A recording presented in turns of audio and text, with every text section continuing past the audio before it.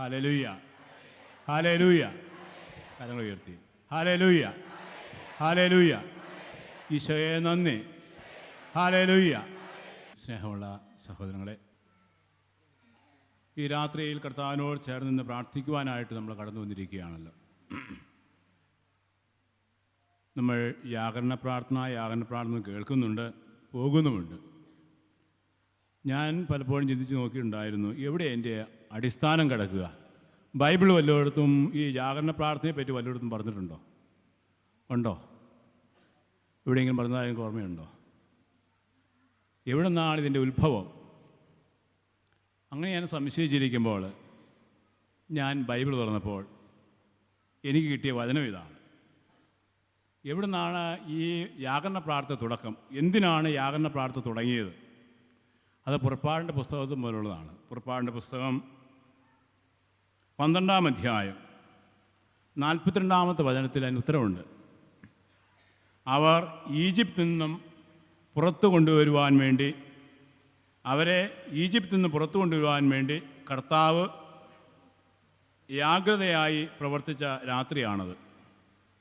ആ കാരണത്താൽ തലമുറ തോറും ഇസ്രായേൽക്കാർ ഉറക്കമൊളിച്ചിരുന്ന് ആ രാത്രി കർത്താവിന് ബഹുമാനാർത്ഥം ആചരിക്കണം.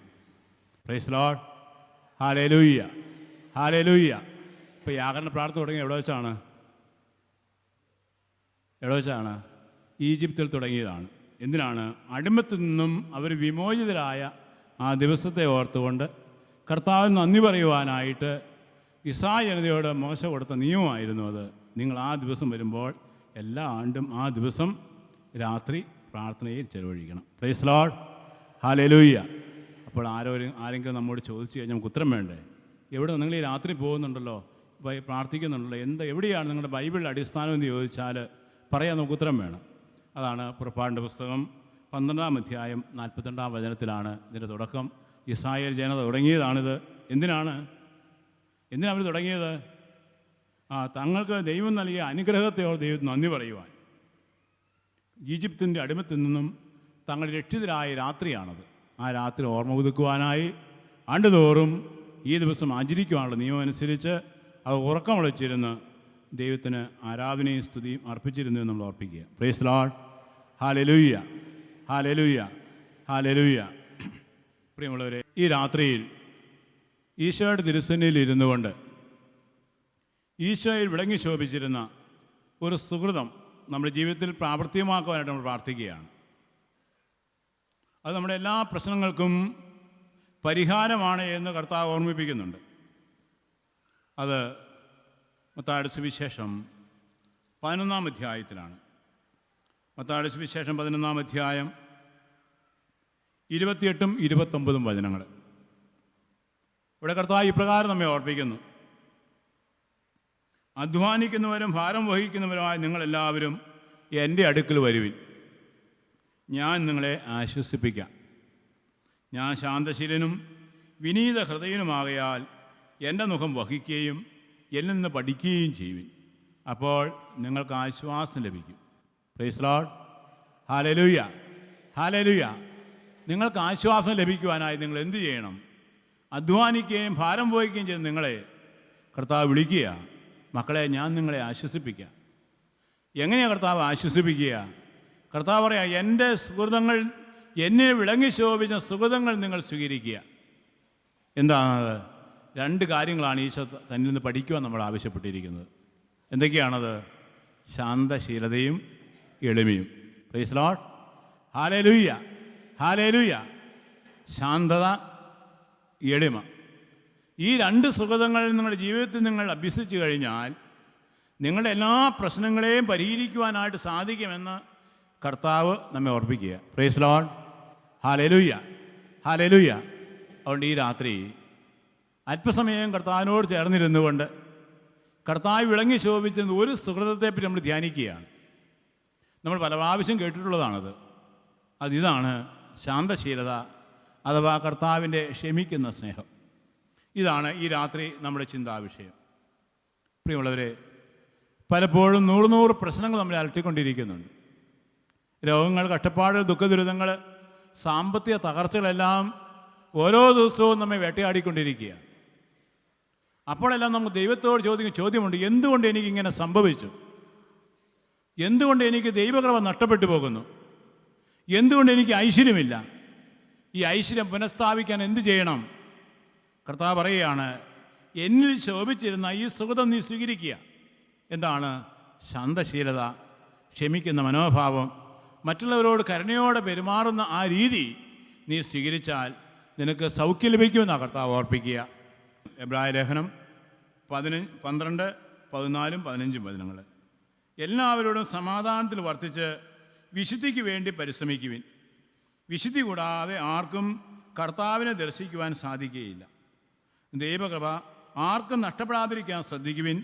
വിദ്വേഷത്തിൻ്റെ വേര് വളർന്ന് ഉപദ്രവം ചെയ്യാതിരിക്കാൻ സൂക്ഷിക്കുവിൻ. വിദ്വേഷം മൂലം നിങ്ങളിൽ പലരും അശുദ്ധരായിത്തീരുന്നു. Praise Lord, hallelujah. ഇപ്പോൾ ദൈവകൃപ നമുക്ക് എങ്ങനെയാണ് നഷ്ടപ്പെട്ടു പോകുക? ദൈവത്തിൻ്റെ പരിശുദ്ധാത്മാവ് ഈ രാത്രി നമ്മൾ ഓർപ്പിക്കുകയാണ്, നമ്മുടെ വീട്ടിൽ ദൈവകൃപയില്ല, ദൈവകൃപ നഷ്ടപ്പെട്ടു പോയത് കൊണ്ടാണ് ഈ ഗതികേടെല്ലാം സംഭവിക്കുകയെന്ന് നമുക്കറിയാം. എങ്ങനെയാണ് എനിക്ക് ദൈവകൃപ നഷ്ടപ്പെട്ടു പോകുക? പരിശുദ്ധാത്മാവ് രാത്രി ഓർപ്പിക്കുകയാണ്, വിദ്വേഷത്തിൻ്റെ വേര് വളർന്ന് ഉപദ്രവം ചെയ്യാതിരിക്കാൻ സൂക്ഷിക്കുവിൻ. വിദ്വേഷം മൂലം നിങ്ങൾ പലരും അശുദ്ധരായിത്തീരുന്നു. അപ്പോൾ ദൈവകൃപ നഷ്ടപ്പെട്ടു പോകാനുള്ള കാരണം വിദ്വേഷത്തിൻ്റെ വേര് നിങ്ങളിൽ വളർന്നു പന്തലിക്കുന്നത് കൊണ്ടാണ്. വെറുപ്പിലും വൈരാഗ്യത്തിലും ഇരിക്കുന്നൊരു വ്യക്തിക്ക് ദൈവകൃപ നഷ്ടപ്പെട്ടു പോകും. ദൈവകൃപ വിശുദ്ധി നഷ്ടപ്പെട്ടു പോകാനുള്ള കാരണം ഈ വെറുപ്പാണെന്ന് കർത്താവ് ഓർപ്പിക്കുക. വിശുദ്ധിയുള്ളവർക്കേ ദൈവത്തെ ദർശിക്കാൻ പറ്റുകയുള്ളൂ. ദൈവത്തിൻ്റെ കൃപാവരം ഒഴുകി വരിക വിശുദ്ധിയുള്ളവരിലേക്കാണ്. ഹൃദയശുദ്ധിയുള്ളവ ദൈവത്തെ കാണും. വചനം നമുക്കറിയാം. അപ്പോൾ ഹൃദയശുദ്ധിയുള്ളവ ദൈവത്തെ കാണും, അവർ ദൈവത്തിൻ്റെ കൃപയ്ക്ക് അർഹരായി മാറുന്നു. അപ്പോൾ എന്തുകൊണ്ടാണ് എനിക്ക് ദൈവകൃപ നഷ്ടപ്പെട്ടു പോകുക? ദൈവത്തിൻ്റെ അനുഗ്രഹം എന്നിലേക്ക് കടന്നു വരാത്തതിൻ്റെ അടിസ്ഥാനപരമായൊരു കാരണം എന്താണെന്ന് പരിശുദ്ധാത്മാവ് ഓർപ്പിക്കുക. എന്താണത്? വിദ്വേഷത്തിൻ്റെ വേര് നിന്നിൽ വളർന്ന് പന്തലിച്ച് കിടക്കുന്നു. വിദ്വേഷത്തിൻ്റെ വേര് നിന്നിൽ വളർന്ന് പന്തലിക്കുന്നതിൻ്റെ ഫലമായിട്ട് ഹൃദയഭിത്തി പൊട്ടിപ്പോവുകയും ദൈവസ്നേഹ ചില ഒഴുകിപ്പോവുകയും ചെയ്ത് നിൻ്റെ ഹൃദയം മരവിച്ചു പോകുന്നു. അതുകൊണ്ട് എന്തു പറ്റുന്നു? നിനക്ക് ദൈവകൃപ നഷ്ടപ്പെട്ടു പോവുകയാണ്. അപ്പോൾ പ്രിയമുള്ളവരെ, ദൈവകൃപ നഷ്ടപ്പെടാനുള്ള കാരണം എന്നിലുള്ള വെറുപ്പാണെന്ന് കർത്താവ് ഓർപ്പിക്കുക. ഈ വെറുപ്പും വൈരാഗ്യവും നമ്മൾ ഇരിക്കുന്നിടത്തോളം കാലം ദൈവത്തിൻ്റെ സന്നിധിയിലേക്ക് നമ്മുടെ പ്രാർത്ഥന ഉയരുകയില്ല. നമുക്കെല്ലാവർക്കും സുപരിചിതമായ വചനം മർക്കോസ് സുവിശേഷം 11-ാം അധ്യായം, മർക്കോസ് 11, 24, 25 വചനങ്ങൾ കർത്താവ് ഓർപ്പിക്കുക. പരിശുദ്ധാത്മാ പറയുക, നിങ്ങൾ പ്രാർത്ഥിക്കുകയും യാചിക്കുകയും ചെയ്യുന്നത് എന്തും ലഭിക്കുമെന്ന് വിശ്വസിക്കുവിൻ, ലഭിക്കുക തന്നെ ചെയ്യും. നിങ്ങൾ എന്ത് ചോദിച്ചാൽ നിങ്ങൾക്ക് തരാം. കർത്താവിൻ്റെ വാഗ്ദാനമാണ്. ഇന്നത് ചോദിക്കാനൊന്നും കർത്താവ് പറഞ്ഞിട്ടില്ല. നീ എന്ത് ചോദിച്ചാൽ ഞാൻ നിനക്ക് തരാം. പക്ഷേ ഒരു വ്യവസ്ഥ 25-ാമത്തെ വചനത്തിൽ പറയുകയാണ്, എന്നാൽ നിങ്ങൾ പ്രാർത്ഥിക്കുമ്പോൾ നിങ്ങൾക്ക് ആരോടെങ്കിലും എന്തെങ്കിലും വിരോധമുണ്ടെങ്കിൽ ക്ഷമിച്ചിട്ട് പ്രാർത്ഥിക്കുക. അപ്പോൾ വെറുപ്പും വൈരാഗ്യം വെച്ചുകൊണ്ട് നീ പ്രാർത്ഥിച്ചു കഴിഞ്ഞാൽ നിൻ്റെ പ്രാർത്ഥന സ്വർഗത്തിലേക്ക് എത്തുകയില്ല എന്ന് കർത്താവ് ഓർപ്പിക്കുക. അപ്പോൾ ദൈവത്തിൻ്റെ സ്വഭാവം നമ്മിൽ ഉണ്ടാകണമെങ്കിൽ രമ്യതപ്പെടുന്ന, ക്ഷമിക്കുന്ന, മറ്റുള്ളവരോട് കരുണ കാണിക്കുന്ന, മറ്റുള്ളവരോട് ശാന്തതയോട് പെരുമാറുന്ന ഒരു പ്രകൃതി നമ്മൾ രൂപീകരിക്കണം. ആ സ്വഭാവം നമ്മിൽ ഉൾക്കൊള്ളണം. എങ്കിലേ ദൈവകൃപ നമ്മിലേക്ക് ഒഴുകി വരികയുള്ളൂ. അതുകൊണ്ട് വചനത്തിൽ ഉടനീളം നമുക്ക് കാണുന്നതാണ് നമ്മുടെ സർവ്വ പ്രശ്നങ്ങളുടെയും അടിസ്ഥാനപരമായ കാരണം കിടക്കുന്നത് എവിടെയാണ്? നമ്മളുടെ വെറുപ്പാണ്, വിദ്വേഷമാണ്, വൈരാഗ്യമാണ്. അപ്പോൾ ദൈവത്തിന് പോലും കടന്നു വരാൻ പറ്റാത്തൊരു മേഖലയാണത്. അപ്പോൾ വിദ്വേഷത്തിലിരിക്കുന്ന വ്യക്തിക്ക് അവൻ്റെ പ്രാർത്ഥന ദൈവം കേൾക്കുകയില്ല. അതുകൊണ്ടാണ് ഏശയ്യായുടെ പുസ്തകം 1-ാം അധ്യായം 15-ാം വചനത്തിൽ കർത്താവ് പറയുന്നില്ലേ, നീ കരങ്ങൾ ഉയർത്തുമ്പോൾ നിന്നെ ഞാൻ മുഖം തിരിച്ചു കളയും. നീ എത്ര പ്രാർത്ഥിച്ചാൽ നിൻ്റെ പ്രാർത്ഥന ഞാൻ കേൾക്കുകയില്ല.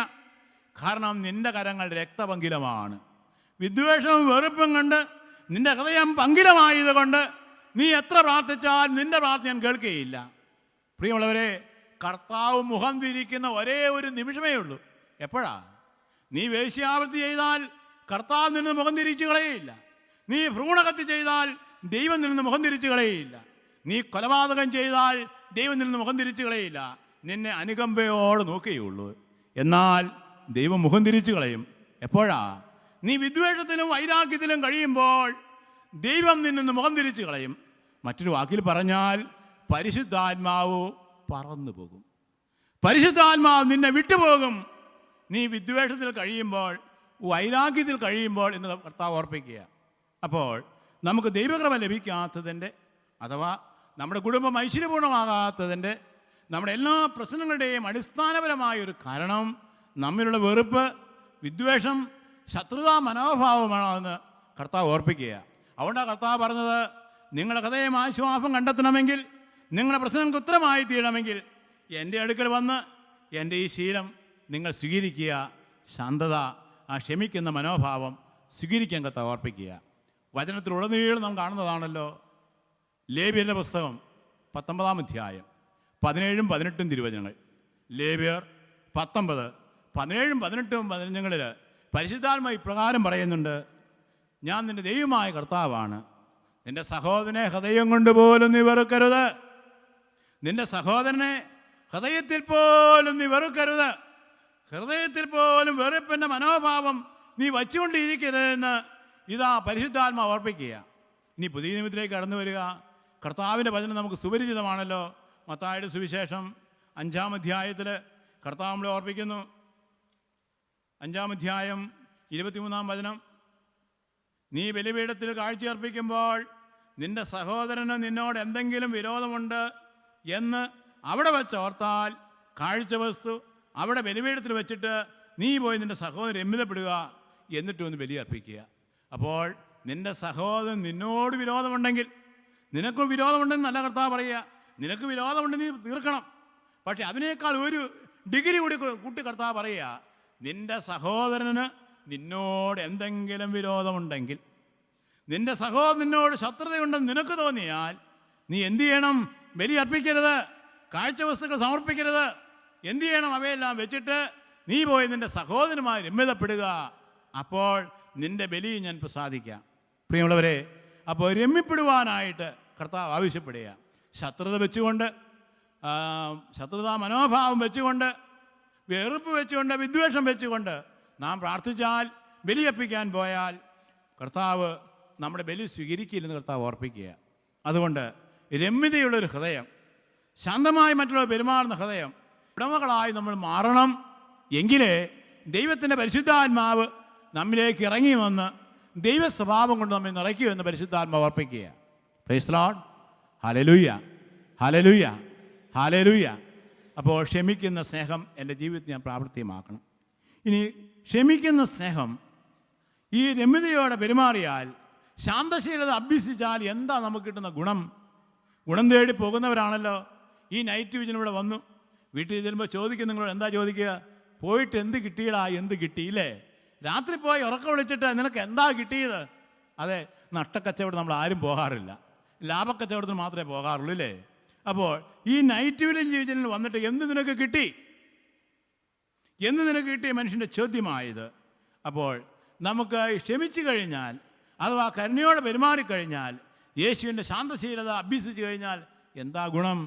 വചനം പറയുകയാണ്, ഒത്തിരി ഒത്തിരി ഗുണങ്ങളുണ്ട്. ഒന്നാമതായി പരിശുദ്ധാത്മ പറയുകയാണ്, നീ ക്ഷമിച്ചാൽ, സഹോദരങ്ങളെ രമ്യപ്പെടാൻ നീ പരിശ്രമിച്ചു കഴിഞ്ഞാൽ നിനക്ക് കിട്ടുന്ന ഏറ്റവും വലിയ ഗുണം, നിൻ്റെ പാപങ്ങൾ ക്ഷമിക്കപ്പെടും.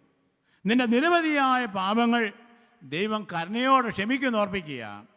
മത്തായിയുടെ സുവിശേഷം 6-ാം അധ്യായം 14-15 വചനങ്ങൾ. മത്തായി 6:14-15 വചനങ്ങൾ. കർത്താവ് പറയുകയാണ്,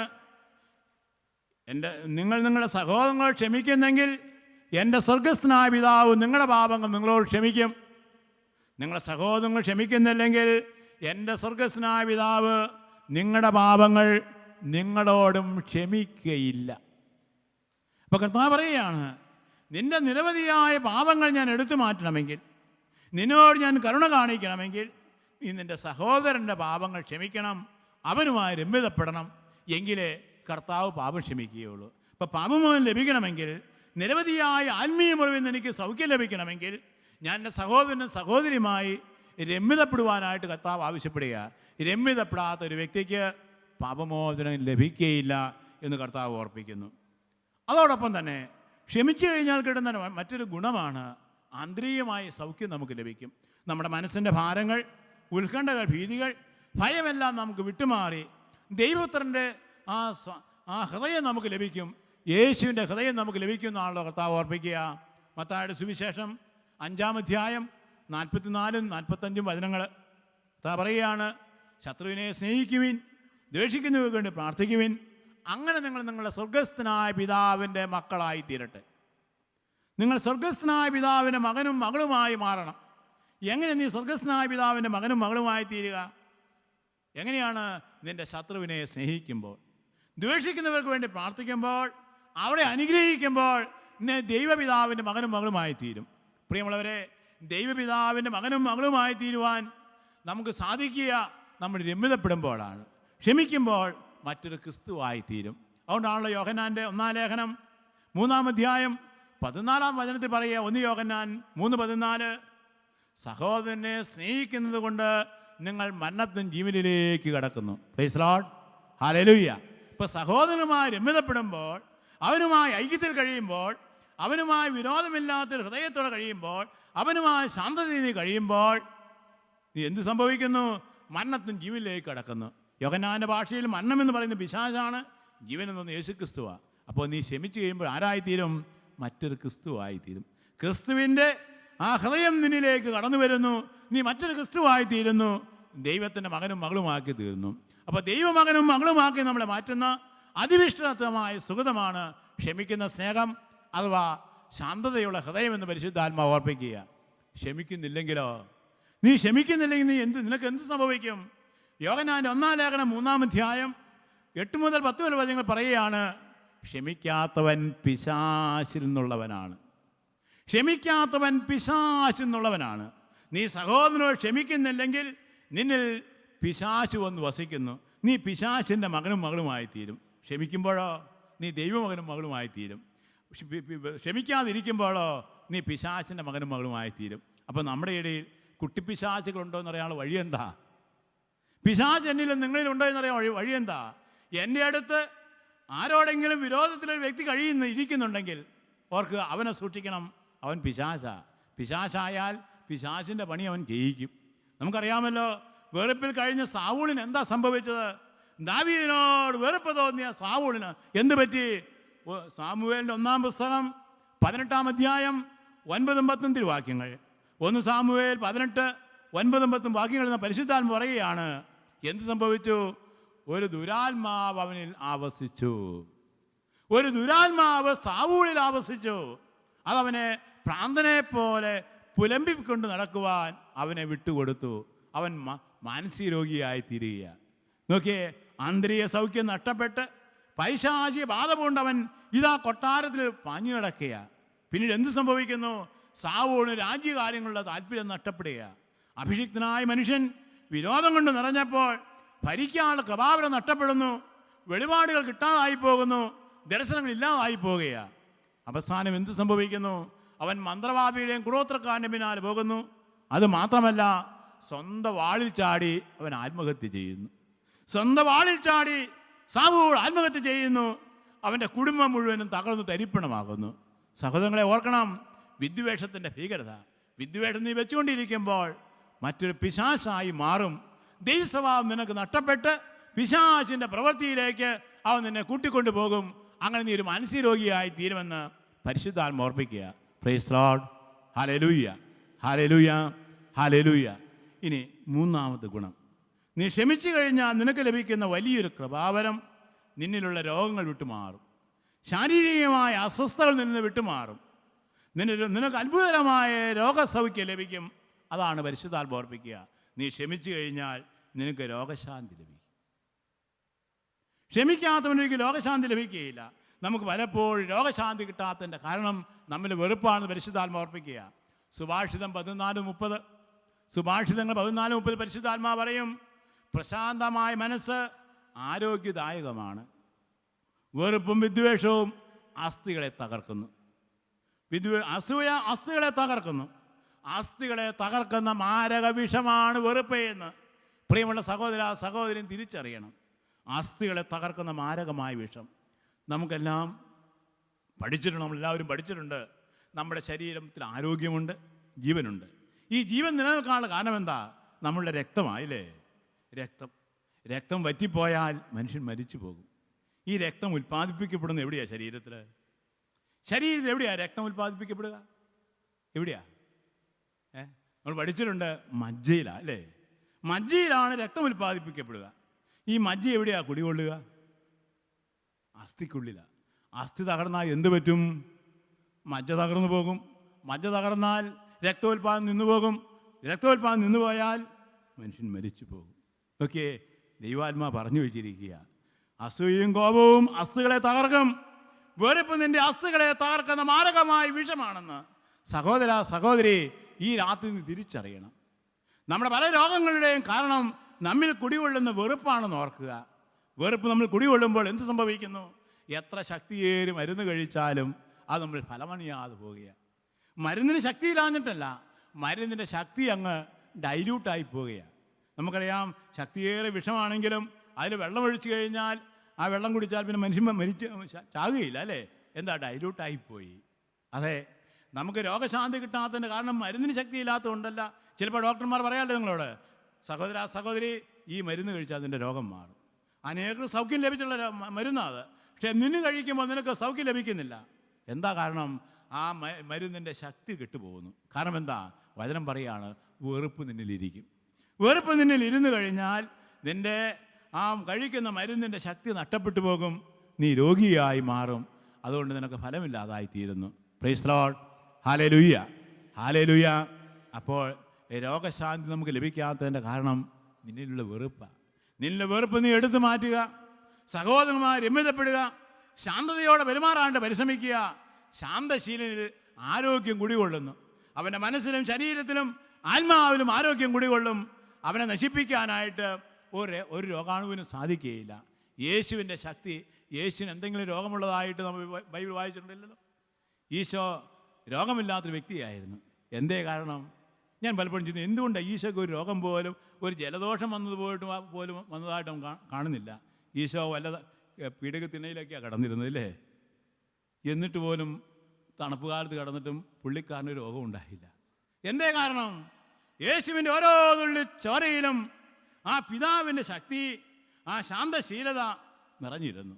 ആരോടും വിരോധമില്ലാത്ത യേശു ക്രിസ്തു, അതായിരുന്നു യേശുവിൻ്റെ ശക്തിയുടെ, യേശുവിൻ്റെ ആരോഗ്യത്തിൻ്റെ ലക്ഷണം, രഹസ്യം അതാണെന്നാണ് എനിക്ക് ബോധ്യമായിട്ടുള്ളത്. ക്ഷമിക്കുന്നവന് സൗഖ്യം ലഭിക്കും. നീ ക്ഷമിക്കൂ, അത്ഭുതകരമായ സൗഖ്യം നിൻ്റെ ശരീരത്തിലേക്ക് കടന്നു വരും. രോഗങ്ങളിൽ നിന്ന് വിട്ടുമാറും. അത്ഭുതം നിന്നെ നടക്കും. ഈ ഹോളിലിരിക്കുമ്പോൾ നിനക്ക് സൗഖ്യമുണ്ടാകും. എപ്പോഴാ? നിനക്ക് ആരോടെങ്കിലും എന്തെങ്കിലും വിരോധം അല്പമെങ്കിലും മനസ്സിലുണ്ടെങ്കിൽ, നീ അവരുമായി രമ്യതപ്പെടാൻ മനസ്സ് കാണിച്ചാൽ, നിന്നെ വേദനിപ്പിച്ച സർവർക്കും യേശുവിൻ്റെ നാമത്തിൽ മാപ്പ് കൊടുക്കാൻ നീ മനസ്സ് കാണിച്ചാൽ, സഹോദര സഹോദരി, നിന്റെ രോഗം നിന്ന് വിട്ടുപോകുന്ന അത്ഭുതകരമായ അനുഭവം നിനക്കുണ്ടാകും. ഞാൻ ഓർക്കുക, എൻ്റെ ഒരു അനുഭവം ഞാൻ പലപ്പോഴും പങ്കുവയ്ക്കാറുള്ള അനുഭവമാണ്. എനിക്ക് വർഷങ്ങൾക്ക് മുമ്പ് ഒരു രോഗമുണ്ടായിരുന്നു. രോഗം ഇതായിരുന്നു, എൻ്റെ ശരീരത്തിൽ ചൊറിച്ചിൽ അനുഭവപ്പെടും. ശക്തമായ ചൊറിച്ചിൽ. എപ്പോഴാണ് വരുന്നതെന്ന് അറിഞ്ഞുകൂടാ. വന്നു കഴിഞ്ഞാൽ അരമണിക്കൂർ എനിക്ക് നല്ലൊരു എക്സസൈസാകും. ശരീരം മുഴുവനും ഞാൻ മാന്തിപ്പൊളിക്കും. പല മരുന്ന് കഴിച്ചു, പല ഡോക്ടർമാരുടെ അടുത്ത് പോയി, എനിക്ക് യാതൊരു സൗഖ്യവും ഉണ്ടായില്ല. അവസാനം ഒരു ഡോക്ടർ എന്നോട് പറഞ്ഞു, അച്ഛാ ഇത് അലർജി രോഗമാണ്, അലർജിക്ക് മരുന്നൊന്നുമില്ലല്ലോ, അപ്പോൾ ഇത് അലർജിയാണ്, അതുകൊണ്ട് അച്ഛന് സൗഖ്യം ലഭിക്കാത്തതുകൊണ്ട് അതുകൊണ്ട് ഡ്രസ്സൊക്കെ ഒന്ന് മാറി നോക്കുക, കോട്ടൺ ഇട്ട് നോക്കുക, അത് ഇത് എന്നൊക്കെ പറഞ്ഞു പല വിദ്യയാണ് ചെയ്തിട്ടും എനിക്ക് രോഗസൗഖ്യം കിട്ടുന്നില്ല. എപ്പോഴും ഈ അസ്വസ്ഥത എന്നെ അലട്ടിക്കൊണ്ടേയിരുന്നു. അതെനിക്ക് വലിയൊരു ഭാരമായി തീർന്നു. കുറേ കഴിഞ്ഞപ്പോൾ ഞാൻ മരുന്ന് കൂടിയൊക്കെ നിർത്തി. എപ്പോഴേ അസ്വസ്ഥത വരുന്ന എനിക്കറിഞ്ഞാൽ വന്നു കഴിഞ്ഞാൽ എനിക്ക് നല്ലൊരു എക്സസൈസാണ്. അങ്ങനെ ഇരിക്കുമ്പോഴാണ് ആലപ്പുഴ ഈ IMS ധ്യാന മന്ദിരത്തിൽ ഒരു ധ്യാനം നടക്കുകയാണ്. കരിസ്മാറ്റിക് ധ്യാനം. അത് ആന്തരിക സൗഖ്യം ധ്യാനമായിരുന്നു. കേരളത്തിൽ ആദ്യമായിട്ട് ആന്തരിക സൗഖ്യ ധ്യാനം കടന്നു വരികയാണ്. ഒരു സിസ്റ്റർ ഉഷയാണ് ആ ധ്യാനം നയിക്കുക. ഞാൻ ആ ധ്യാനത്തിൽ പങ്കുചേരാൻ പോയി. ധ്യാനത്തിൽ പങ്കുചേരാൻ പോയി രോഗശാന്തിക്ക് വേണ്ടിയൊന്നും ആയിരുന്നില്ല. പുതിയ രീതിയിലുള്ള ധ്യാനമാണെന്ന് അറിഞ്ഞുകൊണ്ട് അതൊന്ന് മനസ്സിലാക്കാൻ വേണ്ടി ഞാൻ പോയതാണ്. അവിടെ ചെന്നപ്പോൾ സിസ്റ്റർ തന്നെയാണ് ധ്യാനം നയിക്കുക. അപ്പോൾ സിസ്റ്റർ ആദ്യ ദിവസം തന്നെ ഈ ക്ഷമിക്കുന്ന സ്നേഹത്തെപ്പറ്റി മാത്രമേ സിസ്റ്ററിന് പറയാനുള്ളൂ. രണ്ടാമത്തെ ദിവസം വിശുദ്ധ കുർബാനയ്ക്ക് എഴുന്നള്ളിച്ച് വെച്ചിട്ട് സിസ്റ്റർ പറഞ്ഞു, അപ്പോൾ ചെറുപ്പകാലത്തുള്ള രോഗത്തെപ്പറ്റി പറയുക. അപ്പോൾ സിസ്റ്റർ പറഞ്ഞു, ചെറുപ്പകാലത്ത് നിങ്ങൾക്ക് ആരോടെങ്കിലും എന്തെങ്കിലും വിരോധം മനസ്സിൽ വെച്ച് സൂക്ഷിക്കുകയും ക്ഷമിക്കാത്ത അനുഭവം മനസ്സിൽ കിടക്കുകയും ചെയ്താൽ പ്രായമാകുമ്പോൾ അതൊക്കെ അലർജിയായി തീരാം. അപ്പോൾ ഈ തുമ്മലും ചീറ്റലും മാന്തലും ചൊറിച്ചിലും ഒക്കെ ആയി തീരാം, ആസ്മയൊക്കെ ആയി തീരാൻ സാധ്യതയുണ്ട് എന്ന് സിസ്റ്റർ പറഞ്ഞു. എൻ്റെ സിസ്റ്റർ പറഞ്ഞു, അങ്ങനെ ആർക്കെങ്കിലും രോഗങ്ങളുണ്ടെങ്കിൽ, ഇപ്പോൾ നിങ്ങളുടെ രോഗങ്ങളെല്ലാം മാറാത്ത രോഗം നിങ്ങൾക്കുണ്ടെങ്കിൽ കർത്താവിൻ്റെ തിരുസന്നിധിയിലിരുന്ന് നിങ്ങളുടെ ചെറുപ്പകാലത്തിലേക്കൊന്ന് പോകുക. ആരോടെങ്കിലും എന്തെങ്കിലും വെറുപ്പുണ്ടായ നിമിഷങ്ങൾ സംഭവിച്ചിട്ടുണ്ടെങ്കിൽ ആ നിമിഷങ്ങളെ ഓർക്കുക, കർത്താവിന് തിരുസന്നിധി സമർപ്പിക്കുക. നീ വെറുത്ത നിന്നെ വേദനിപ്പിച്ച വ്യക്തിക്ക് യേശുവിൻ്റെ നാമത്തിൽ മാപ്പ് കൊടുക്കുക. ആ വ്യക്തിയോട് മാപ്പ് കൊടുക്കുക. യേശുവേ, അവർ തിരുരക്തത്താൽ എന്നെ വേദനിപ്പിച്ച വ്യക്തിയെയും കഴുകി ശുദ്ധീകരിക്കണമെന്ന് പ്രാർത്ഥിക്കുക, നിനക്ക് സൗഖ്യം ലഭിക്കും എന്ന് സിസ്റ്റർ പറഞ്ഞു. ഇത് പറഞ്ഞു വെച്ചിട്ട് പ്രാർത്ഥിക്കാനുള്ള സന്ദർഭവും സിസ്റ്റർ തന്നു.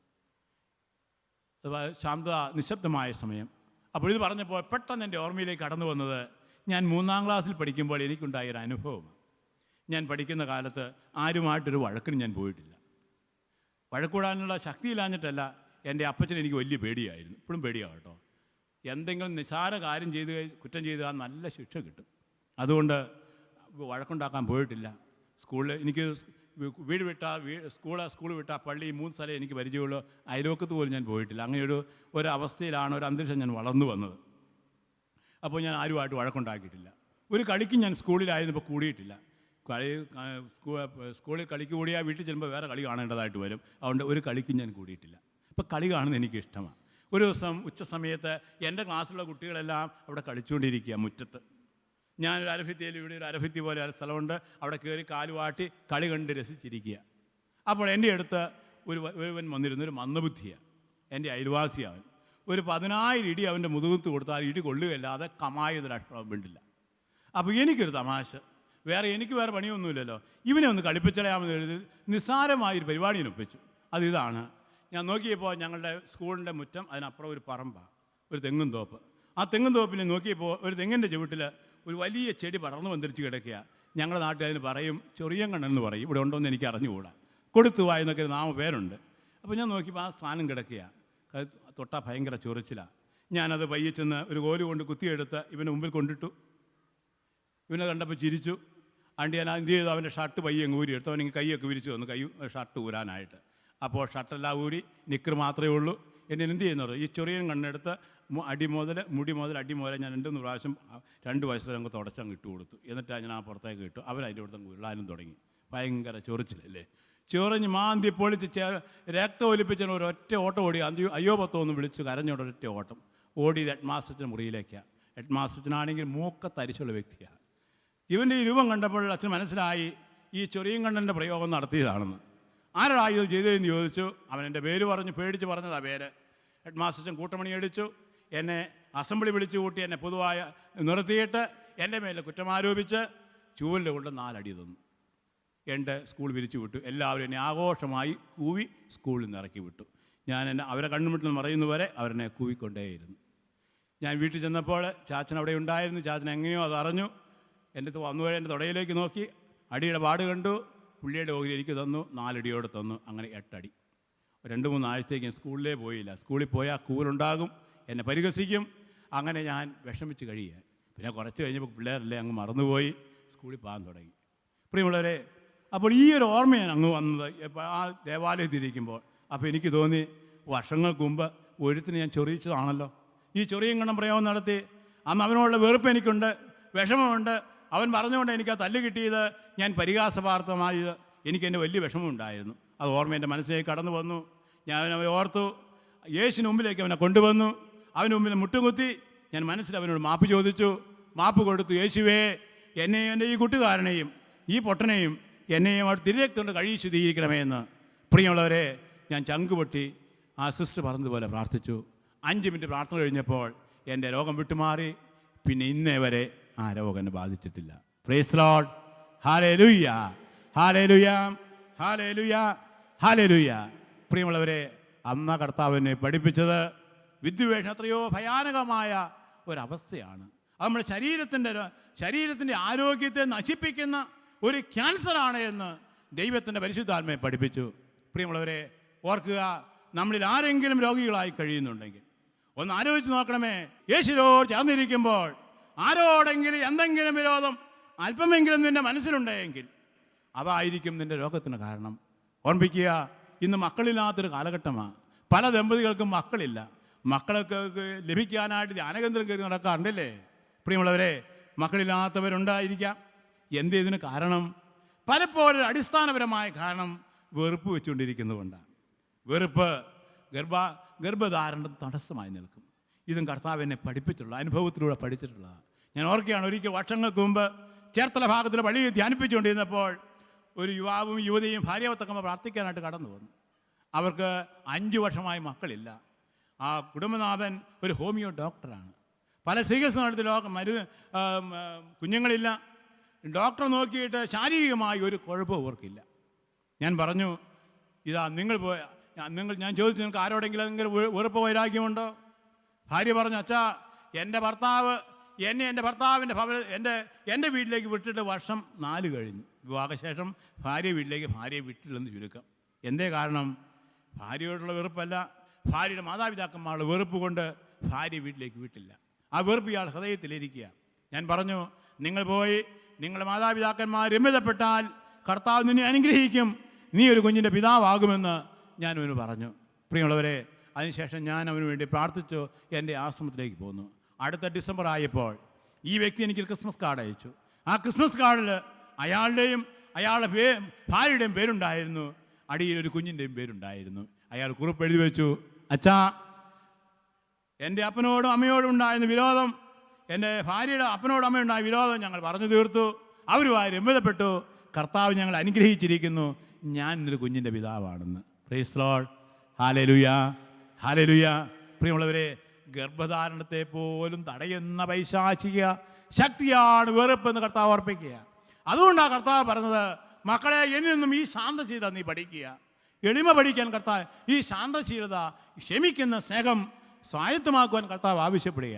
പ്രിയമുള്ളവരെ, ഇപ്പോൾ ശരീരത്തിൽ, മനസ്സിൽ, ആത്മാവിൽ നിനക്ക് സൗഖ്യം ലഭിക്കണമെങ്കിൽ, യേശുക്രിസ്തുവിൻ്റെ സന്തോഷത്തിൽ പങ്കുചേരണമെങ്കിൽ എന്തു ചെയ്യണം? നീ ക്ഷമിക്കാൻ മനസ്സ് കാണിക്കണം.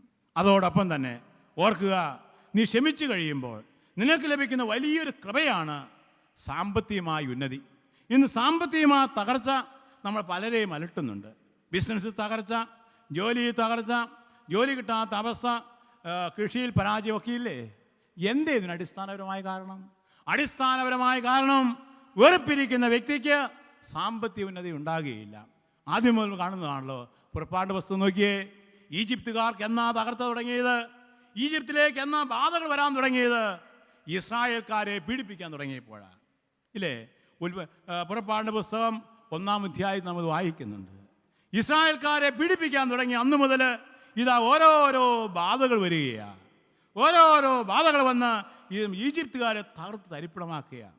അവസാനം ഇതാ 12-ാം അധ്യായത്തിൽ, പുറപ്പാട് പുസ്തകം 12-ാം അധ്യായത്തിൽ വായിക്കും, ഫറവോ ഇതാ പറയുകയാണ്, മോശെ വിളിച്ച് പറയുക, നീ നിന്റെ ജനത്തെ കൊണ്ട് പോകുക, പോയാൽ മാത്രം പോരാ, എന്നെ അനുഗ്രഹിച്ചിട്ട് പോകുക, എന്നോട് ക്ഷമിച്ചിട്ട് പോകുക എന്ന് ആ ഫറവോ പറയുന്നതായിട്ട് നാം വായിക്കുക. അതോടുകൂടി അവരുടെ പ്രശ്നം തീരുന്നു, അഭിവൃദ്ധി ഉണ്ടാകുക.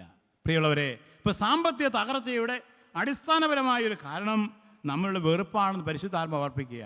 വീണ്ടും നമ്മൾ കാണുന്നുണ്ടല്ലോ, പലപ്പോഴും നമ്മൾ പറയാറുണ്ട്, വേനൽക്കാലമൊക്കെ അടുത്ത് വരികയില്ലേ, കിണറ്റിൽ വെള്ളമില്ലാത്തൊരവസ്ഥ ഉണ്ടാകാറുണ്ട്. എന്തിയാ വെള്ളമില്ലാതെ പോകുക? കിണറ്റിൽ താത്തിയിട്ട് എന്തുമാത്രം താത്തിയിട്ട് വെള്ളമില്ലച്ചോ, എത്ര രൂപ മുടക്കുന്ന അറിയാനും പാടില്ല, അല്ലേ? വെള്ളമില്ലാത്തവർ എന്തിയാ പലപ്പോഴും ഈ അവസ്ഥ നമുക്ക് തകർച്ചയുണ്ടാകുക? പ്രിയമുള്ളവരെ, അതിനും നമ്മൾ തിരുവചനത്തിന് വായിക്കും. കർത്താവ് നമ്മൾ ഓർമ്മിപ്പിക്കുന്നുണ്ട്. ഉൽപ്പത്തിയുടെ പുസ്തകം 26-ാം അധ്യായം 32-ാം വചനം, 26-ാം അധ്യായം 32-ാം വചനം. അമലേക്ക് രാജാവും ഇസ്ഹാക്കും തമ്മിലുള്ള ഒരു ബന്ധ തകർച്ചയാണ്. ഇസ്ഹാക്കിനെ അമലേക്ക് രാജാവ് വേദനിപ്പിച്ചു, അവനെ അവിടെ നിന്ന് പറഞ്ഞയച്ചു. ഇതാ ഒരു ഗ്രാമത്തിൽ വന്ന് ഇസ്ഹാക്ക് താമസിക്കുക. അപ്പോൾ അമലേക്ക് രാജാവ് ഫിലിസ്തീയർക്ക് തോന്നി, തങ്ങൾക്ക് ഗതികേടുണ്ടാകുന്നു, ഉന്നതി വരുന്നില്ല, അത് ഇസ്ഹാക്കിനെ പീഡിപ്പിച്ചുകൊണ്ടാണെന്ന് അറിഞ്ഞുകൊണ്ട് ഇസ്ഹാക്കുമായിട്ട് രമ്യതപ്പെടാനായിട്ട് കടന്നു വരിക. ഇസ്ഹാക്കിനാണെങ്കിലോ ഇസ്ഹാക്കിനും ഗതിയില്ല. ഇസ്ഹാക്കിൻ്റെ ആൾക്കാർ കിണർ താത്തി, എബ്രാഹം താത്തി കിണറുകൾ കുഴിച്ചു, പക്ഷെ വെള്ളം കിട്ടുന്നില്ല. ആടുമാടുകൾക്ക് വെള്ളം കൊടുക്കാനില്ലാത്തതുകൊണ്ട് അവർ കഷ്ടപ്പെടുകയാണ്. തകർച്ച ഓരോ ദിവസം ഉണ്ടായിക്കൊണ്ടിരിക്കുക, വെള്ളം കിട്ടുന്നില്ല. അവസാനം ഗതി കിട്ടങ്ങനെ ഇരിക്കുമ്പോഴാണ് ഈ ഫിലിസ്ത്യർ വന്ന് രമ്യതപ്പെടാനായിട്ട് പറയുക. അപ്പോൾ ആദ്യം ഇസ്ഹാക്കിന് മടി കാണിച്ചു, നിങ്ങളുടെ രാജ്യം നിന്നെ ഓടിച്ചതല്ലേ, പിന്നെ എൻ്റെ പിന്നാലെ വരുന്നതെന്താണെന്നൊക്കെ ചോദിച്ചുകൊണ്ട് അവരോട് കോപിച്ചെങ്കിലും അവസാനം രമ്യതപ്പെടാൻ മനസ്സ് കാണിച്ചു. ഇതാ ഇസ്ഹാക്ക് അവർക്കൊരു സദ്യ ഒരുക്കി കൊടുക്കുക. അങ്ങനെ പരസ്പരം പ്രതിജ്ഞ ചെയ്തു, ഇനി രണ്ടുപേരും അങ്ങോട്ടും ഇങ്ങോട്ടും ശല്യം ചെയ്യുകയില്ല എന്ന് പ്രതിജ്ഞ ചെയ്തു. ഈ സമയത്ത് തിരുവചനം പറയുകയാണ്, ഭൃത്യന്മാർ വന്ന് പറയുകയാണ്, യജമാനനെ, ഇപ്പോൾ ഞങ്ങൾ താഴ്ത്തിയ കിണറ്റിൽ സമർത്ഥമായി വെള്ളം കണ്ടിരിക്കുന്നു. Price the Lord, hallelujah. എപ്പോൾ താത്തി കിണറ്റില്ല, എപ്പോൾ കുത്തി കിണറ്റില്ല വെള്ളം ഉണ്ടായത്? ഇതാ അമിലേക്ക് രാജാവിനോട് ഫിലിസ്തീനോട് രമ്യപ്പെട്ട അതേ നിമിഷത്തിൽ ആ സമയത്ത് താത്തി കിണറ്റിൽ സമർത്ഥമായ വെള്ളമുണ്ടായി. ഇപ്പോൾ കിണറ്റ് വെള്ളം പറ്റി പോകുന്ന കാരണം എന്താണെന്ന് മനസ്സിലായോ? അയൽവാസി കൂടോത്രം വെച്ചിട്ടൊന്നുമല്ല. നിന്നെ വെറുപ്പ് കിടക്കുമ്പോൾ ജീവജലം നിനക്ക് പറ്റിപ്പോകും, സംശയമൊന്നുമില്ല. വചനം നമ്മെ ഓർപ്പിക്കുക. വീണ്ടും സാമ്പത്തിക തകർച്ചയുടെ കാരണം എന്താണെന്ന് വീണ്ടും പരിശുദ്ധാത്മാവ് ഓർപ്പിക്കുക. ഉൽപ്പത്തിയുടെ പുസ്തകം 27 മുതൽ അധ്യായങ്ങൾ കാണും ഏസോവിൻ്റെയും യാക്കോവിൻ്റെയും കഥ. ഏസോവും യാക്കോവും ഇരട്ടകളായി നമുക്കറിയാം. യാക്കോ ഏസോവിനെ പറ്റിച്ചു. ഇതാ പിതൃസ്വത്ത് മുഴുവൻ വാങ്ങിയെടുത്തു, അനുഗ്രഹവും വാങ്ങിയെടുത്തു. ഇസ്ഹാക്കിന് ഏസോവിന് ഒന്നും കിട്ടിയില്ല. ഏസോ വിദ്വേഷം കൊണ്ട് നിറയുക. തൻ്റെ അനുജൻ യാക്കോ തന്നെ പറ്റിച്ചു എന്ന് മനസ്സിലായപ്പോൾ അവൻ പറയുകയാണ്, ഉൽപ്പത്തിയുടെ പുസ്തകം 27 അധ്യായം 41 അവൻ പറയുകയാണ്, അപ്പൻ മരിച്ച് 40 കഴിയട്ടെ ഇവന് ഞാൻ കൊല്ലും, എൻ്റെ അനുജനെ ഞാൻ കൊല്ലും. അവൻ പ്രതിജ്ഞ ചെയ്തു, ഇല്ലേ? അമ്മ അത് കേട്ടു. യാക്കോവിന് പറഞ്ഞു, മോനെ നീ പോ, നീ ഇവിടെ നിന്നാ നിന്റെ ചേട്ടൻ നിന്നെ കൊന്നുകളയും. വിദ്വേഷം കൊണ്ട് യേശോവ് തിളയ്ക്കുക. പ്രിയമുള്ളവരെ, ഞാൻ പിന്നീട് കാണുന്നുണ്ട് യേശോവിനും സാമ്പത്തിക അധപ്പതനം ഉണ്ടാകുന്നു. യാക്കോ നമുക്കറിയാം എത്രയോ വർഷം തെണ്ടിത്തിരിഞ്ഞ് നടന്നുമില്ലേ? 21 വർഷം നേരം അടിമ വേല ചെയ്തു. 10 പൈസ മിച്ചം വയ്ക്കാൻ സാധിച്ചില്ല. 2 പെണ്ണിനെയും കുറെ പിള്ളേരെയും കിട്ടി. അതാണ് മിച്ചം ഉണ്ടായത്. 21 വർഷം ജോലി ചെയ്തിട്ട് യാക്കോവിന് ഒന്നും ഉണ്ടായില്ല. യാക്കോവിന് കാരണം മനസ്സിലായി. അവൻ എഴുന്നേറ്റ് പിതൃഭവനത്തിലേക്ക് പോകുകയാണ്. നാം വചനത്തിൽ വായിക്കുകയാണ്, അവർ പരസ്പരം കണ്ടുമുട്ടി. യേശോവും യാക്കോവും കണ്ടുമുട്ടി. ഉൽപ്പത്തിയുടെ പുസ്തകം 33 അധ്യായം 4 വചനം. അവർ പരസ്പരം കെട്ടിപ്പിടിച്ച് ചുംബിച്ചു, ആലിംഗനം ചെയ്തു. യേശോ ഓടിച്ചെന്ന് അനുജനെ കെട്ടിപ്പിടിച്ചു. തന്നെ വഞ്ചിച്ച അനുജനോട് ഹൃദയപൂർവ്വം ക്ഷമിച്ചു. അവർ രമ്യതപ്പെട്ടു. പ്രിയമുള്ളവരെ, എന്നിട്ട് വചനത്തിൽ വായിക്കുന്നു, ഉൽപ്പത്തിയുടെ പുസ്തകം 36 അധ്യായം 6 വചനത്തിൽ നാം കാണുകയാണ്, ഇതാ പിന്നീട് അവർക്ക് സമൃദ്ധി ഉണ്ടായി. ഈ ഭൂമിക്ക് താങ്ങാനാകാത്ത വിധത്തിൽ ആടുമാടുകൾ സമ്പത്ത് പെരുകി വർദ്ധിച്ചു. എപ്പോഴാ? സഹോദരങ്ങളുമായി രമ്യതപ്പെട്ടപ്പോൾ. ഇനി ആലോചിച്ച് നോക്കി, എന്തിനാ നിനക്ക് കൃഷിയിൽ അഭിവൃദ്ധി ഉണ്ടാകാത്തത്? ബിസിനസ്സിൽ അഭിവൃദ്ധി ഉണ്ടാകുന്നതിന് കാരണം എന്താ? നീ നിന്റെ അയൽവാസിയുമായി ബന്ധ തകർച്ചയിലാണ്. ജേഷ്ഠാനുജന്മാർ തമ്മിൽ ബന്ധ തകർച്ചയിലാണ്. 1 സെന്റ് സ്ഥലം അനുജന് കൂടുതൽ കൊടുത്തതിൻ്റെ പേരിൽ, ജേഷ്ഠന് കൂടുതൽ കൊടുത്തതിൻ്റെ പേരിൽ ഇന്നും മിണ്ടാതിരിക്കുന്ന ഈ സമൂഹത്തിലില്ലേ? പ്രിയമുള്ളവരെ, എന്നിട്ട് എന്ത് നേട്ടം നിനക്കുണ്ടായി? ഒരു നേട്ടവും നിനക്കുണ്ടായില്ലെന്ന് മാത്രമല്ല, ഓരോ ദിവസവും തകർച്ചയാണെന്ന് തിരിച്ചറിയണം.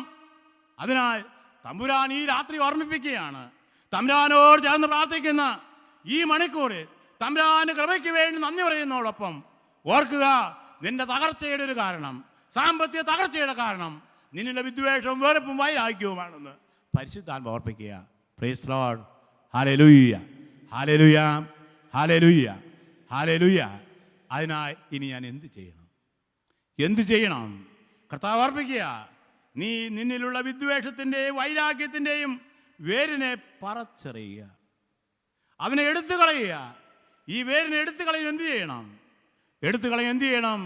യേശുവിലേക്ക് നോക്കുക, കുരിശിലേക്ക് നോക്കുക. കുരിശിലേക്ക് നീ നോക്കിയാൽ നിന്റെ സഹോദരനോട് ക്ഷമിക്കാനുള്ള ശക്തി നിനക്ക് ലഭിക്കും, ക്ഷമിക്കാനുള്ള കൃപ നിനക്ക് ലഭിക്കും. യാതൊരു സംശയവുമില്ല. ഈശോ ആ കുരിശിൽ കിടന്ന് പ്രാർത്ഥിച്ചു. തന്നെ വേദനിപ്പിച്ചവർക്ക് മാപ്പ് കൊടുത്തവൻ്റെ മാതൃകയാണ് നമുക്ക് വേണ്ടത്. അവൻ എന്താ കുരിശിൽ കിടന്നുകൊണ്ട് പറഞ്ഞത്?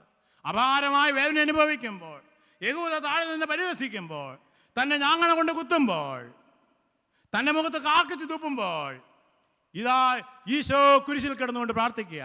ലൂക്ക 23:34 പിതാവേ ഇവരോട് ക്ഷമിക്കണമേ, എന്നാൽ ഇവർ ചെയ്യുന്നെന്ന് ഇവർ അറിയുന്നില്ല. എൻ്റെ സ്വർഗീയ അപ്പച്ച ഇവരോട് ക്ഷമിക്കണം. എന്നെ ഇപ്രകാരം വേദനിപ്പിക്കുന്ന കാരണം എന്നെ അറിയാത്തത് കൊണ്ടാ. അതിനാൽ ക്ഷമിക്കണമേ, പൊറുക്കണമേ എന്ന് പ്രാർത്ഥിച്ച് അവർക്ക് മാപ്പ് കൊടുത്ത് കർത്താവ് ഇതാ തൻ്റെ ആത്മാവിനെ പിതൃകരങ്ങളിൽ ഏൽപ്പിക്കുക. പ്രിയമുള്ളവരെ, ഇതാ നമ്മുടെ മാതൃക. ഇതാണ് മാതൃക.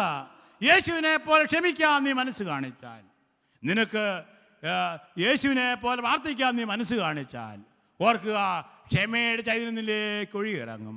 അതിനാൽ നിനക്ക് ക്ഷമിക്കാൻ പ്രയാസം തോന്നുന്നെങ്കിൽ, വേദനിപ്പിച്ചവനെ പറ്റി ഓർക്കുമ്പോൾ നിന്റെ കഥ ഇഞ്ചിഞ്ചായി നുറുങ്ങുന്നുണ്ടെങ്കിൽ, സഹോദര സഹോദരി, ആ ക്രൂശിലേക്ക് നീ നോക്കുക. നിനക്ക് വേണ്ടി പിടഞ്ഞു മരിച്ച, പിഴഞ്ഞു മരിച്ചുകൊണ്ട് മാപ്പ് കൊടുത്ത യേശുവിൻ്റെ മുഖത്തേക്ക് നോക്കിയാൽ നിനക്ക് ക്ഷമിക്കാനും പൊറുക്കുവാനുള്ള ശക്തി ലഭിക്കും. ഒരു സംഭവം ഞാൻ ഓർക്കുക. വർഷങ്ങൾക്ക് മുമ്പ്, ഒരു 10-30 വർഷം മുമ്പ്, അങ്കമാലി അടുത്തൊരു പള്ളി ഞാൻ ധ്യാനിപ്പിക്കുകയായിരുന്നു. ബഹുമാനപ്പെട്ട നാക്യമ്പളച്ചൻ്റെ കൂടെ കരിസ്മാറ്റിക് ധ്യാനമാണ്. 10, 20, 30 പേരേ ഉള്ളൂ. 30 പേരൊക്കെ ഒന്ന് കരിസ്മാറ്റിക് ധ്യാനം കിട്ടുക എന്ന് വെച്ചാൽ ആ റെക്കോർഡ് കളക്ഷനാണ്. ഇന്നിപ്പോൾ 30 പേരുണ്ടെങ്കിൽ അവിടെ ഒന്നുമില്ല. 30 പേരെ കിട്ടിയാൽ റെക്കോർഡ് കളക്ഷനാണ്. അങ്ങനെ 10-30 പേര് നാക്യമ്പലച്ചൻ്റെ ധ്യാനത്തിന് സംബന്ധിക്കാൻ വന്നിരിക്കുക. ഞാൻ സഹായിക്കാനായിട്ട് പോയി. അപ്പോൾ 30 പേര് ഇങ്ങനെ ഫ്രണ്ടിലിരിക്കുക. അപ്പോൾ ഒന്ന് ചോദിക്കും ഓരോരുത്തരും എന്തിനാണ് നിങ്ങൾ വന്നത്. അപ്പോൾ ഓരോരുത്തർ അവരുടെ അഭിപ്രായം പറയും. അവസാനം ഒരു 75 വയസ്സായ വല്യപ്പനോട് ഇരിക്കുക. വല്യപ്പനോട് ചോദിച്ചു എന്തിനാ വല്യപ്പ ധ്യാനിക്കാൻ വന്ന് ചോദിച്ചപ്പോൾ വല്യപ്പൻ എഴുന്നേറ്റ് പറഞ്ഞു, എൻ്റെ മകനെ കൊന്നവനോട് പ്രതികാരം ചോദിക്കാൻ വന്നിരിക്കുന്നത്. മകനെ കൊന്നവനോട് പ്രതികാരം ചോദിക്കാൻ വന്നിരിക്കുക. അപ്പോൾ മകനെ കൊന്നവൻ ജയിൽ ശിക്ഷയും കഴിഞ്ഞ് വന്നിട്ടുണ്ട്. അവനോട് പ്രതികാരം ചോദിക്കണം. അതിനാണ് അപ്പച്ചൻ വന്നിരിക്കുന്നത്. എങ്ങനെയാണ് ഈ മകനെ കൊന്നതെന്നറിയാമോ? ഈ അപ്പച്ചൻ്റെ മകനും ഈ കൊലയാളി കൂട്ടുകാരായിരുന്നു. ഉച്ച സമയത്ത് അപ്പച്ചൻ്റെ വീട്ടിൽ നിന്ന് ഈ മകനും ഈ കൂട്ടുകാരും ഒന്നിച്ച് ഊണ് കഴിച്ചതാ. എൻ്റെ പുറത്തേക്ക് ഇറങ്ങിപ്പോയി. പോകുന്ന വഴിക്ക് എന്തോ വിഷമുണ്ടായി. നടുറോട്ടിലിട്ട് ഇറച്ചി നുറുക്കുന്നത് പോലെ, കറിക്ക് നുറുക്കുന്ന പോലെ തൻ്റെ മകനെ ഇവൻ വെട്ടി നുറുക്കി. അങ്ങനെ ഇഞ്ചിഞ്ചായിട്ട് കൊന്നതാ. അവസാനം അവന് ശിക്ഷ കിട്ടി. അവൻ ജീവനും തടവും കഴിഞ്ഞ് വന്നിരിക്കുകയാണ്. അവനോട് പ്രതികാരം ചോദിക്കാനാണ്. നാക്യമ്പളം വെച്ച് ഒന്നും മിണ്ടിയില്ല. കാരണം ഈ മനുഷ്യൻ ഒരു ഗുണ്ടയാ, അവിടുത്തെ ദാതയാ. വല്ലവും പറഞ്ഞാൽ ഇയാൾ തട്ടിക്കയറി കഴിഞ്ഞാൽ ആകെ പ്രശ്നമായിത്തീരും. ഈ വല്യപ്പനാണെങ്കിൽ രോഗം കൊണ്ട് നിറഞ്ഞിരിക്കുക. ഇടയ്ക്കിടയ്ക്ക് എപ്പോഴും മൂത്രമൊഴിക്കാൻ അതുകൊണ്ട് സൈക്കിളാണ് വന്നിരിക്കുന്നത്. അനുജിൻ്റെ വീട് അടുത്തുണ്ടതുകൊണ്ട് അവിടെ പോയി മൂത്രമൊഴിച്ചിട്ട് ഒരു 10 മിനിറ്റ് 2 പ്രാവശ്യമെങ്കിലും പോകും. തടിയെല്ലാം ഇങ്ങനെ ഇരിക്കുക. നടക്കാൻ പറ്റാത്തൊരു മനുഷ്യൻ കുഴിയിലേക്ക് കാലിട്ടിരിക്കുക. ആ മനുഷ്യൻ പറയുക എൻ്റെ മകനോട് പ്രതികാരം ചെയ്യാനാണ്. അതുകൊണ്ട് അച്ഛനൊന്നും വേണ്ടിയില്ല. 3-ാം ദിവസം ധ്യാനത്തിന് ശ്രമിക്കുന്ന സ്നേഹത്തെപ്പറ്റിയെല്ലാം പറഞ്ഞ ശേഷം അച്ഛൻ പറഞ്ഞു, ഇതാ രോഗസൗഖ്യം ലഭിക്കണമെങ്കിൽ, കർത്താവിന് കൃപ ഒഴുകണമെങ്കിൽ നിങ്ങളെ വേദനിപ്പിച്ചവർക്ക് മാപ്പ് കൊടുക്കണം. ആരോടെങ്കിലും എന്തെങ്കിലും പ്രയാസമുണ്ടെങ്കിൽ ക്ഷമിക്കാൻ പറ്റിയ സമയം ഇതാണ് എന്ന് അച്ഛൻ പറഞ്ഞു. എൻ്റെ കുർബാനയ്ക്ക് എഴുന്നേറ്റ് വെച്ചിരിക്കുക. ഒരു 2 മിനിറ്റ് കഴിഞ്ഞപ്പോൾ ഈ മനുഷ്യൻ, ഈ വല്യപ്പച്ചൻ അൾത്താരയിലേക്ക് പയ്യെ കയറി വന്നു. ഞങ്ങളൊക്കെ പോലെ വരയ്ക്കാൻ ഈ മനുഷ്യൻ എന്താ ചെയ്യാൻ പോകണമെന്ന് അറിയാൻ പാടില്ല.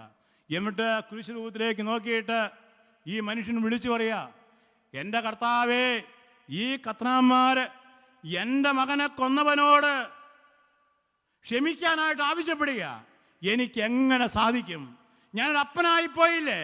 എൻ്റെ മകനെ ഇഞ്ചിഞ്ചായിട്ട് വെട്ടിനിർക്കും ഞാൻ കണ്ടതാ. അവനോട് എനിക്ക് എങ്ങനെ ക്ഷമിക്കാനാകും എന്നീ വല്യപ്പൻ വലുവായി നിലവിളിച്ചുകൊണ്ട് വിളിച്ചു പറഞ്ഞു. എന്നിട്ട് ഒരു ദീർഘശ്വാസം വിട്ട ശേഷം ആ വല്യപ്പൻ പറഞ്ഞു, എന്നാലും കർത്താവേ, നിന്റെ 5 തിരുമുകളെ ഓർത്തുകൊണ്ട് എൻ്റെ മകനെ കൊന്ന കൊലയാളിക്ക് ഞാൻ മാപ്പ് കൊടുക്കുന്നു എന്ന് പറഞ്ഞ് നെഞ്ചത്തടിച്ച് കരഞ്ഞ ശേഷം സ്റ്റേജിന് താഴേക്ക് ഇറങ്ങി വന്ന് തൻ്റെ മകൻ്റെ കൊലയാളിയെ കെട്ടിപ്പിടിച്ചുമ്പിച്ചിട്ട് മോനെ എന്ന് വിളിച്ച് നെഞ്ചോട് ചേർത്ത സംഭവം ഇപ്പോഴും ഞാൻ ഓർക്കുകയാണ്. ഞങ്ങളെല്ലാവരും കരഞ്ഞുപോയി. പ്രിയമുള്ളവരെ, എങ്ങനെയാണ് അയാൾക്ക് ക്ഷമിക്കാൻ ശക്തി കിട്ടിയത്? ക്ഷമിക്കുന്ന യേശുവിനെ കുരിശിൽ കണ്ടു. ആ ശക്തി കടന്നു വന്നപ്പോൾ തൻ്റെ മകനെ ഇഞ്ചിഞ്ചായി വെട്ടിക്കൊന്ന ദുഷ്ടനോട് അവനെ മകനായി സ്വീകരിക്കാൻ കൃപ ഒരു പിതാവിന് ലഭിക്കുകയാണ്. സഹോദരങ്ങളെ, നമുക്ക് ക്ഷമിക്കാൻ സാധിക്കണമെങ്കിൽ യേശുവിലേക്ക് നോക്കണം. യേശുവിലേക്ക് നോക്കുക. ക്ഷമിക്കുക ദൈവീകമാണ്. ദൈവീകമായ കൃപ കൊണ്ട് നിറഞ്ഞാലേ, ദൈവത്തിൻ്റെ പരിശുദ്ധാത്മാവിൽ പറഞ്ഞാലേ നിനക്ക് ക്ഷമിക്കാൻ സാധിക്കുകയുള്ളൂ. അതിനാൽ ആരോടെങ്കിലും എന്തെങ്കിലും വിരോധമുണ്ടെങ്കിൽ ക്ഷമിക്കാനുള്ള കൃപയ്ക്ക് വേണ്ടി ഒന്ന് പ്രാർത്ഥിക്കൂ. എൻ്റെ യേശുവേ, എന്നെ വേദനിപ്പിച്ച വ്യക്തിക്കൊന്ന് മാപ്പ് കൊടുക്കുവാൻ നീ കാകുൽ താഴ്ചിന്തിയ തിരുരക്തം എന്നിലേക്ക് ഒഴുക്കണമേ എന്ന് ഏതൊരു വ്യക്തി തകർന്ന ഹൃദയത്തോടെ പ്രാർത്ഥിക്കുന്നുവോ അവനെ കർത്താവ് അനുഗ്രഹിക്കും. അവനിലേക്ക് ദൈവകൃപ ഒഴുകിയിറങ്ങും. ക്ഷമിക്കാൻ ശക്തി ലഭിക്കും. Price the Lord. Hallelujah, hallelujah, hallelujah. പ്രിയമുള്ളവരെ, അടുത്തൊരു ചോദ്യം നമ്മൾ ഉയർന്നു വരും. എത്ര പ്രാവശ്യം ക്ഷമിക്കണം? എത്ര പ്രാവശ്യം ക്ഷമിക്കണം? എങ്ങനെ ക്ഷമിക്കണം? കർത്താവ് പറയുന്നുണ്ടല്ലോ, മത്തായി സുവിശേഷം 18-ാം അധ്യായത്തിൽ കർത്താവ് പറയും, അതിർത്തി വയ്ക്കാതെ നീ ക്ഷമിക്കണം. അതിർത്തി വയ്ക്കാതെ നിന്നെ വേദനിപ്പിച്ചവർക്ക് മാപ്പ് കൊടുക്കണം. മത്തായി 18, 21, 22 വചനങ്ങൾ. 70 പ്രാവശ്യം കർത്താവ് പറയും. 7 എന്നല്ല, 70 പ്രാവശ്യം എന്ന് പറയുന്നു. എന്നുവെച്ചാൽ എൻ്റെ അർത്ഥം എന്താ? കർത്താവ് പത്രോസ് ചോദിച്ച, കർത്താവെ 7 പ്രാവശ്യം ക്ഷമിച്ചാൽ പോരെ? 8-ാം പ്രാവശ്യത്തിൻ്റെ കർണക്കുറ്റിയൊന്നും കൊടുക്കാൻ പാടില്ലേ? കർത്താവ് പറഞ്ഞു 7 പ്രാവശ്യം. 7 കൊണ്ട് ഗുണിക്കാനല്ല കർത്താവ് പറഞ്ഞത്, അതിർത്തി വയ്ക്കാതെ ക്ഷമിക്കുക. എത്ര പ്രാവശ്യം നിൻ്റെ സഹോദരനോട് തെറ്റ് ചെയ്താലും അത്രയും പ്രാവശ്യം അനുകമ്പയോടെ പെരുമാറാൻ, കരുണയോടെ നോക്കാൻ നീ പരിശ്രമിക്കുക. കർത്താവ് നിനക്ക് പ്രതിഫലം നൽകും. അതുകൊണ്ടാണല്ലോ റോമാലേഖനത്തെ അപ്പോസ്തലൻ പറയുക, റോമ 12:20 കർത്താവ് പറയുന്നുണ്ട്, പരിശുദ്ധാത്മ പറയുന്നില്ലേ, പ്രതികാരം കർത്താവിന് വിട്ടുകൊടുത്തേക്കുക, കർത്താവ് പ്രതികാരം ചെയ്തുകൊള്ളും. നിന്റെ സഹോദരൻ വിശക്കുന്നുവെങ്കിൽ ആഹാരവും ദാഹിക്കുന്നുവെങ്കിൽ ജലവും കൊടുക്കുക, അതുവഴി അവൻ്റെ തലയിൽ നീ പശ്ചാത്താപ തീക്കനൽ കൂട്ടും എന്ന് അപ്പോസ്തലൻ പഴയ നിയമത്തിലെ സുഭാഷിതം 25, 21, 22 കോട്ട് ചെയ്ത് പറയുക.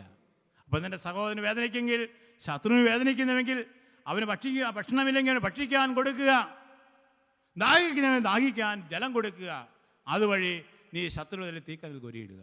നീ ക്ഷമിക്കാൻ മുൻകൈ എടുക്കുക. അതാ വേണ്ടത്. നീ ക്ഷമിക്കാൻ മുൻകൈ എടുക്കുക. നിന്നെ വേദനിപ്പിച്ചതുകൊണ്ട് നിന്നിലേക്ക് പരിശുദ്ധാത്മാ കടന്നു വരുമ്പോൾ നീ എന്ത് ചെയ്യണം? നീ ക്ഷമിക്കാൻ മുൻകൈ എടുക്കുക. നിന്നെ വേദനിപ്പിച്ചവനെ കാണുമ്പോൾ സഹോദര സഹോദരി എന്നൊന്ന് വിളിക്കുക. അവനെ സ്നേഹത്തോടെ വിളിക്കാൻ നീ മനസ്സ് കാണിച്ചാൽ നിന്നിലൂടെ ദൈവം അവനിലേക്ക് ഒഴുകി വരികയും മാനസാന്തര ശക്തി അവൻ നിറയുകയും അവൻ രമ്യത്തിലേക്ക് കടന്നു വരികയും ചെയ്യുന്ന കർത്താവ് ഓർപ്പിക്കുക. അതിനാ പ്രിയവരെ, നമുക്ക് ഹൃദയപൂർവ്വം ക്ഷമിക്കാം. 7 പ്രാവശ്യം ക്ഷമിക്കാം. അതിർത്തി വയ്ക്കാൻ ക്ഷമിക്കാം. ക്ഷമിക്കുക വെച്ചാൽ എന്താ? ഒറ്റവെട്ട് 2 മുറിയെന്ന് അതിൻ്റെ അർത്ഥം. കഴിഞ്ഞ കാലങ്ങൾ ചിന്തിച്ചുകൊണ്ടല്ല ക്ഷമിക്കേണ്ടത്. ഇന്നലെ വരെ പലതും സംഭവിച്ചു, ഇന്ന് മുതൽ എല്ലാം ഞാൻ മറന്നിരിക്കുന്നു, ഇന്ന് മുതൽ പുതു ജീവിതം.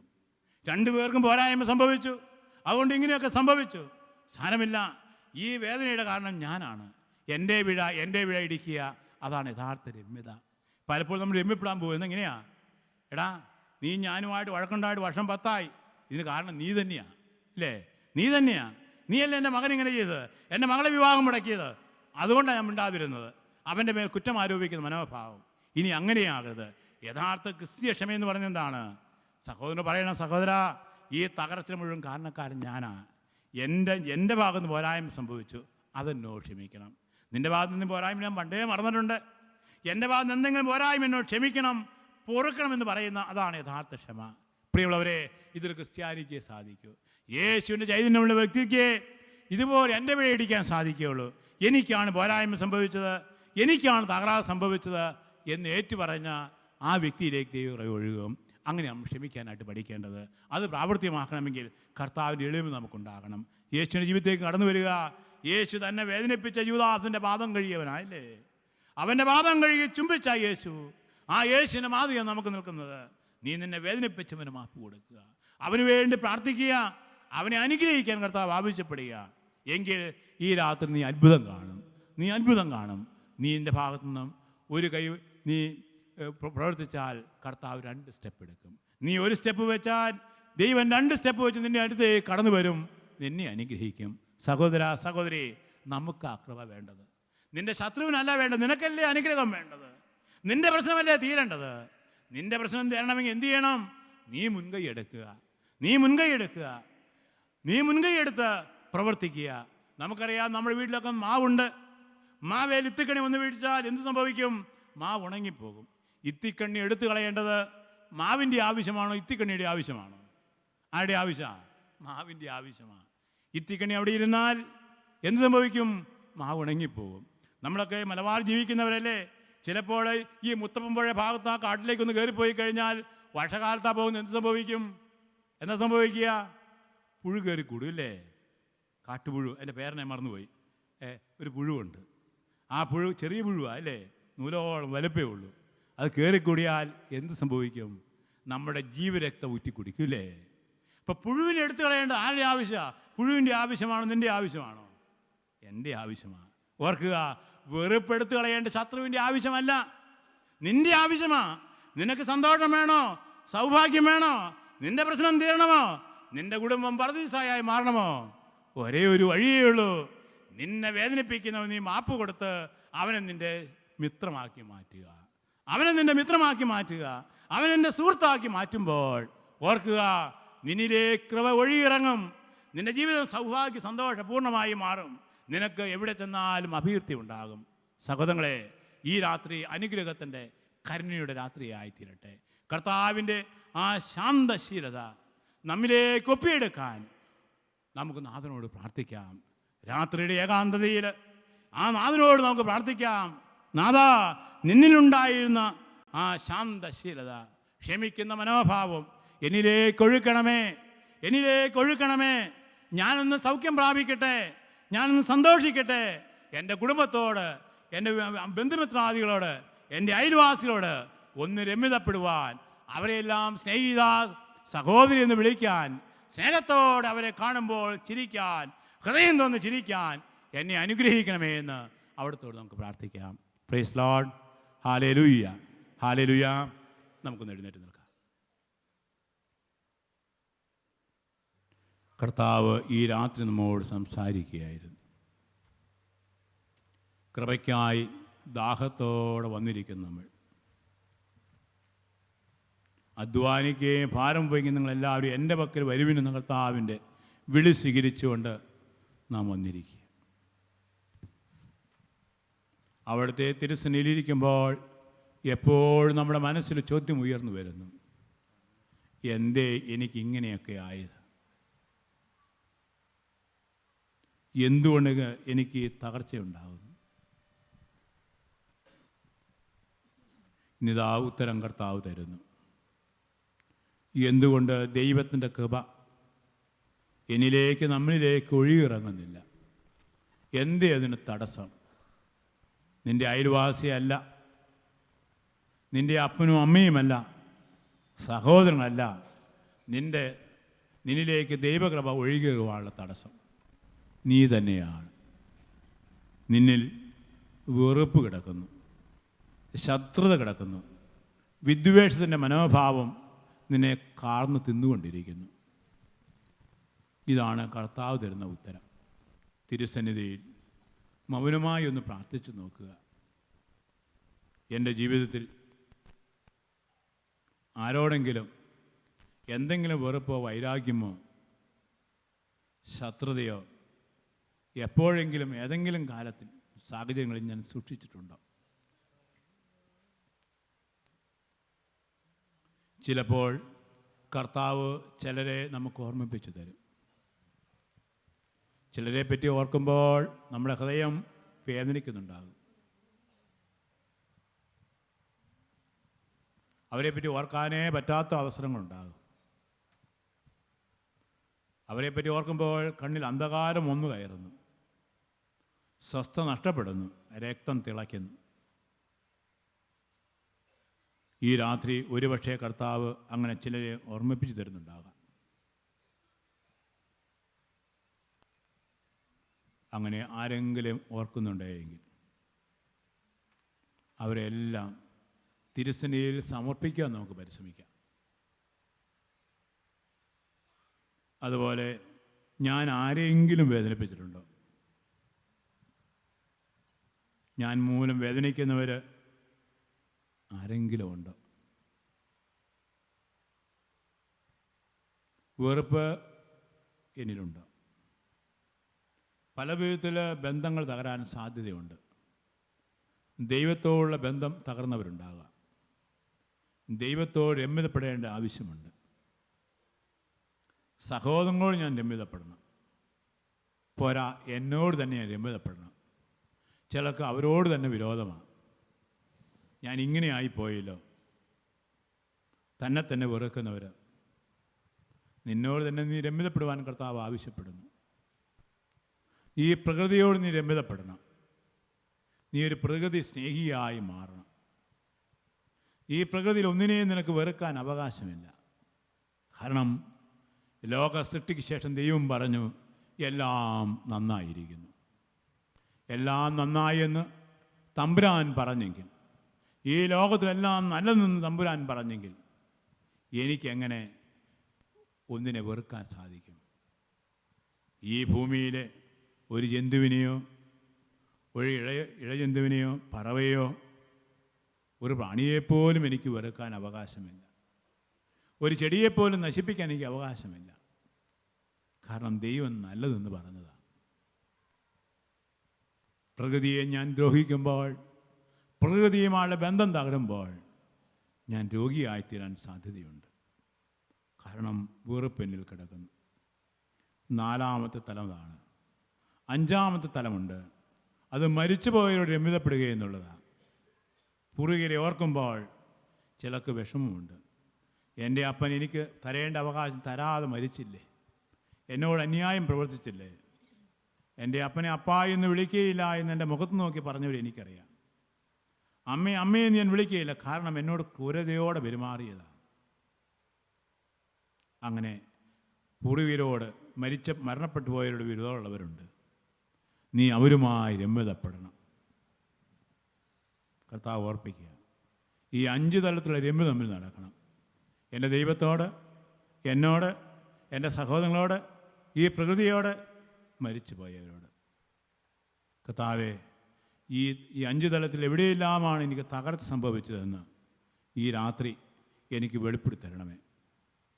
അതിനായി അവിടുത്തെ ആത്മാവിനെ അയക്കണമേ.